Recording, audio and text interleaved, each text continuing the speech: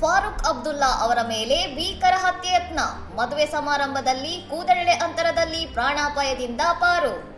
ಜಮ್ಮುವಿನ greater ಕೈಲಾಶ್ನಲ್ಲಿ ನಡೆದ ವಿವಾಹ ಸಮಾರಂಭವೊಂದರಲ್ಲಿ 88 ವರ್ಷದ ಫಾರೂಕ್ ಅಬ್ದುಲ್ಲಾ ಅವರ ಮೇಲೆ ಕಮಲ್ ಸಿಂಗ್ ಜಮ್ವಾಲ್ ಎಂಬ 65 ವರ್ಷದ ವ್ಯಕ್ತಿ ಪಾಯಿಂಟ್ ಬ್ಲಾಂಕ್ ರೇಂಜ್ನಿಂದ ಗುಂಡು ಹಾರಿಸಲು ಯತ್ನಿಸಿದ್ದಾನೆ.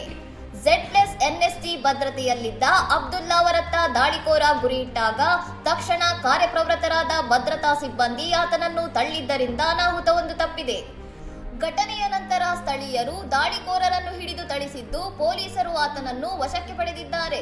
ವಿಚಾರಣೆಯ ವೇಳೆ ಆತ ಈ ಕ್ಷಣಕ್ಕಾಗಿ ನಾನು 20 ವರ್ಷಗಳಿಂದ ಕಾಯುತ್ತಿದ್ದೆ ಎಂದು ಹೇಳಿಕೆ ನೀಡಿದ್ದಾನೆ ಎನ್ನಲಾಗಿದೆ. ಈ ಘಟನೆಯನ್ನು ಹತ್ಯೆಯತ್ನ ಎಂದು ಕರೆದಿರುವ ಮುಖ್ಯಮಂತ್ರಿ ಒಮರ್ ಅಬ್ದುಲ್ಲಾ ಇಷ್ಟು ಬಿಗಿ ಭದ್ರತೆಯ ನಡುವೆಯೂ ಲೋಡ್ ಮಾಡಿದ ಪಿಸ್ತೂಲ್ನೊಂದಿಗೆ ವ್ಯಕ್ತಿಯೊಬ್ಬ ಅಬ್ದುಲ್ಲಾ ಅವರ ಹತ್ತಿರ ಬಂದಿದ್ದು ಹೇಗೆ ಎಂದು ಗಂಭೀರ ಪ್ರಶ್ನೆ ಎತ್ತಿದ್ದಾರೆ. ಘಟನೆಯ ವೇಳೆ ಉಪಮುಖ್ಯಮಂತ್ರಿ ಸುರೀಂದರ್ ಚೌಧರಿ ಹಾಗೂ ಇತರ ಗಣ್ಯರು ಸ್ಥಳದಲ್ಲಿದ್ದರು. ಸದ್ಯ ಫಾರೂಕ್ ಅಬ್ದುಲ್ಲಾ ಅವರು ಸುರಕ್ಷಿತವಾಗಿದ್ದು ಪೊಲೀಸರು ಈ ದೊಡ್ಡ ಭದ್ರತಾ ಲೋಪದ ಕುರಿತು ತನಿಖೆ ಚುರುಕುಗೊಳಿಸಿದ್ದಾರೆ. ಇನ್ನಷ್ಟು ಸುದ್ದಿಗಳಿಗಾಗಿ ನೋಡ್ತಾ ಇರಿ ಸೌರಂ ಟಿವಿ.